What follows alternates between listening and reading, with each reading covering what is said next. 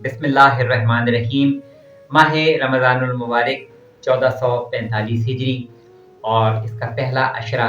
तेज़ी से गुज़र गया और हम ये महसूस करते हैं कि जो रमज़ान का बिगिनिंग होता है, यानी जो पहला हफ़्ता या पहले 10 दिन होते हैं, उसमें ज़ाहिर है हमारा एक जोश, एक बलबला होता है कि माह रमज़ानुल मुबारक की इब्तिदा हुई है और उसमें हम पूरी तवानाई के साथ माह रमज़ानुल मुबारक के रोज़ों की इब्तिदा करते हैं और उसके बाद पहले अशरे को हम मुकम्मल करते हैं। मगर इसके साथ-साथ ये भी है कि क्योंकि रोज़े के साथ-साथ जब इंसान रोज़े की कैफ़ियत में होता है, तो ज़ाहिर है इंसान के जिस्म में भी कुछ थकावट के आसार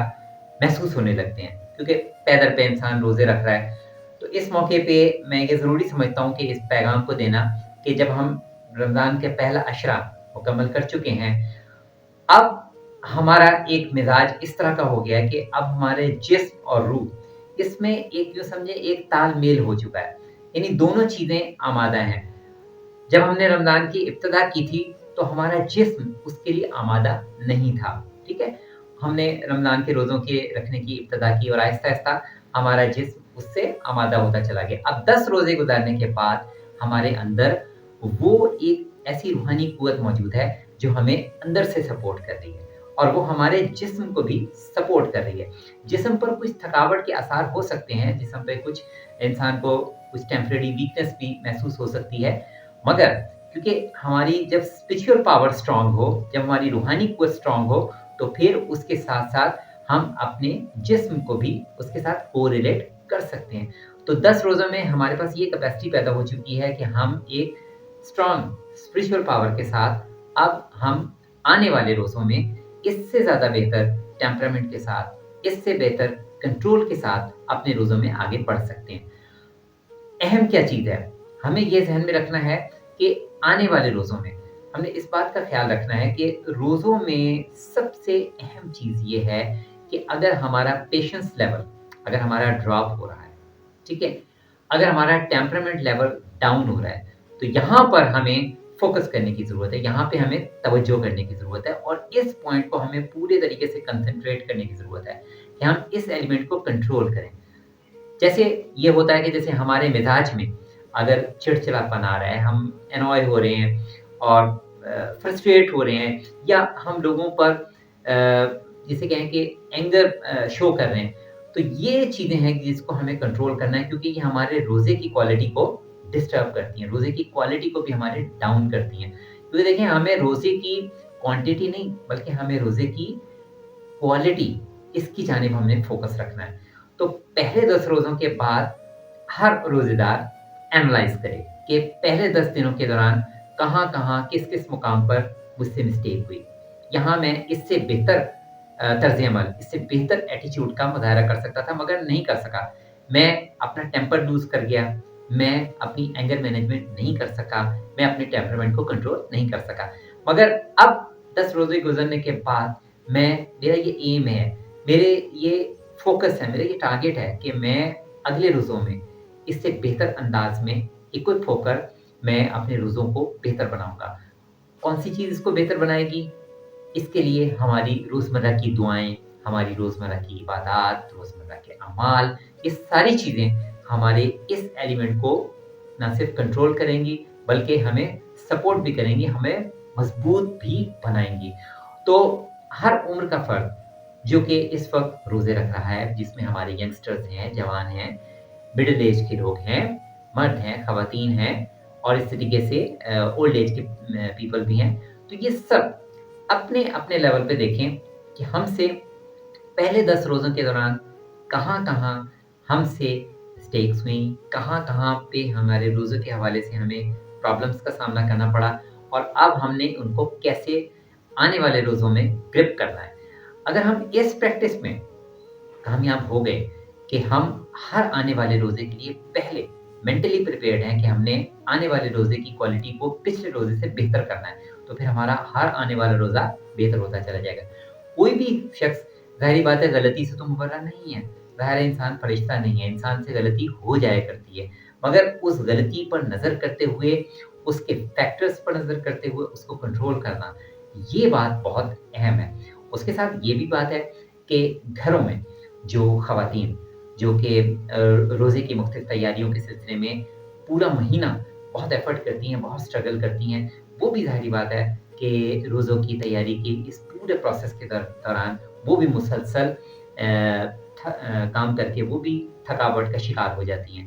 تو ہمیں جو گھر کے دیگر افراد ہیں ان کو خواتین کا بھی احساس کرنا ہے کہ ظاہری بات ہے وہ خود بھی روزے دار ہیں اور وہ ہمارے سحر اور افطار کے لوازمات کے لیے وہ بھرپور محنت کر رہی ہیں، ٹھیک ہے؟ اور سحر میں کافی پہلے وہ بیدار ہوتی ہیں، اسی طریقے سے افطار کی بہت پہلے سے تیاری شروع کرتی ہیں اور کتنی ایفرٹس کے بعد ہمارے سامنے سحری اور افطار کے وہ ریکوائرمنٹس، وہ لوازمات ہمارے سامنے موجود ہوتے ہیں۔ تو ہمیں گھروں میں جو خواتین ہماری مائیں، بہنیں، بیٹیاں جو سحر اور افطار کی تیاریاں کر رہی ہوتی ہیں، ہمیں ان کو انکریج بھی کرنا ہے، ہمیں ان کی حوصلہ افزائی بھی کرنی ہے کہ دیکھیے آپ نے کتنی محنت کے ساتھ 10 روزوں کے دوران ہمارے لیے کتنی اچھی اور عمدہ چیزیں ہمارے لیے تیار کیں اور ہم سے پہلے آپ اٹھی ہوتی تھیں اور تیار کر کے ہمارے سامنے سحر اور افطار کی یہ چیزیں تیار کر کے رکھتی تھیں۔ اور اگر گھر میں ہم نے کسی کو افطاری پر مدعو کیا، انوائٹ کیا ہے، تو آپ نے اتنے اچھے طریقے سے انتظام کیا کہ کسی میں کوئی کمی نہیں رہنے دی۔ تو ان کی انکریجمنٹ بھی بہت ضروری ہے کیونکہ ان کا بھی اس وقت ظاہر ہے تھکن کی وجہ سے تھوڑا-سا ان کا بھی حوصلہ ڈاؤن ہوا ہوتا ہے، تو ہماری انکریجمنٹ ان کے اس حوصلے کو بھی امپروو کرے گی، تو ان کی بھی ہمیں انکریجمنٹ کرنی ہے۔ اس کے ساتھ-ساتھ ہمارے جو ینگسٹرز روزہ رکھ رہے ہیں، گھر کے بڑوں، گھر کے بزرگوں کو چاہیے کہ ان کی حوصلہ افزائی کریں کہ ماشاءاللہ آپ اچھے طریقے سے ریگولرلی اپنے روزوں کو رکھ رہے ہیں اور ان کو آپ انکریج کریں گے تو ان کے اندر اور بہتر کرنے کی صلاحیت پیدا ہوگی۔ اور اس کے ساتھ گھروں میں جو ینگسٹرز ہیں، ہمارے جو نوجوان ہیں، وہ اپنے بزرگوں کی قدر کریں کہ جو بزرگ قرآن مجید کی تلاوت میں صبح اور شام رات کو مشغول دکھائی دیتے ہیں اور اپنے گھر والوں کے لیے رمضان کے دوران کتنی وہ دعائیں کرتے ہیں، کتنی مناجات کرتے ہیں، کتنے اعمال کرتے ہیں۔ تو گھر کے ہر فرد کو اپنے گھر کے ان بزرگ افراد کو جو کہ ہاتھ اٹھا کر ان کے لیے رمضان میں دعائیں کرتے ہیں، سجدوں میں جا کے شکر بھی ادا کرتے ہیں اور ان کے لیے دعائیں بھی کرتے ہیں،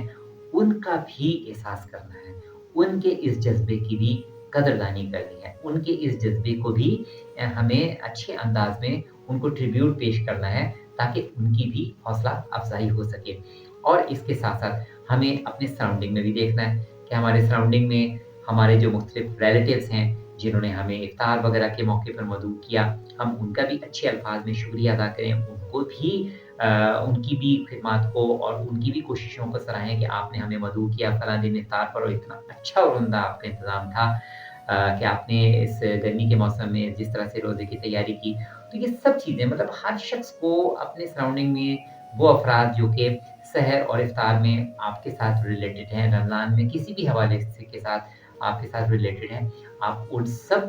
کی حوصلہ افزائی کریں، ان سب کی انکریجمنٹ کریں، ایک دوسرے کی حوصلہ افزائی کریں گے تو ہم سب کی رمضان کے حوالے سے پرفارمنس بہتر ہوگی۔ اور اگر ہم سب اس طریقے سے ایک دوسرے کو انکریج بھی کرتے رہیں، ایک دوسرے کے حوصلوں کو بھی بڑھاتے رہیں، تو پھر کیا ہوگا، ہم مل کر اپنے اپنے رمضان کے روزوں کے دوران ہمارے بعض اوقات حوصلے جو تھوڑے سے پست ہوئے ہوتے ہیں تھکن کی وجہ سے، تھکاوٹ کی وجہ سے، تو ایک حوصلہ افزائی پر مبنی جملہ ہمیں ایک بہترین روحانی توانائی دے سکتا ہے۔ تو مجھے یقین ہے کہ یہ پیغام گھروں میں اور گھروں سے آگے منتقل ہوگا اور انشاءاللہ یہ پیغام ضرور ثمر آور ثابت ہوگا، فروٹفل ثابت ہوگا۔ دعا کرتا ہوں خدا تعالیٰ ہم سبھی کو رمضان کے جو باقی ماندہ 2 اشرے ہیں اس میں بہترین سے بہترین انداز میں ہمیں روزے رکھنے اور دعائیں، عبادات، مناجات، اعمال وغیرہ کو بجا لانے کی ہمیں سب کو توفیق اور سعادت حاصل ہو۔ اللہم صلی علی محمد و علی محمد وعجل فرجہ۔ السلام علیکم ناظرین، امید کرتے ہیں آپ لوگ سب خیریت سے ہوں گے۔ اگر آپ ہمارے چینل پر نئے آئے ہیں تو آپ ہمارے چینل کو سبسکرائب، لائک اور شیئر اپنے دوستوں کے ساتھ ضرور کریں۔